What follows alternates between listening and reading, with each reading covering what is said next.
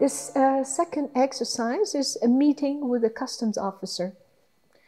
When do you meet with a customs officer?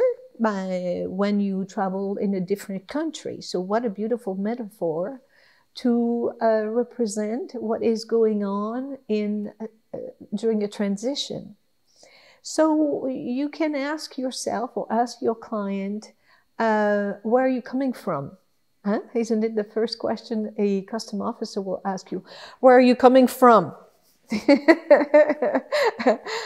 It offers an opportunity to revisit where I was. Where are you going to? This is another good question. Where am I going? How long are you going to stay? Well, my friend Jacques, he said, well, now I'm going to be a widow and I intend to stay there. I don't want to get involved romantically anymore for the rest of my life. He's 84. And, but okay, well, if you're moving in, it's not like you're just visiting.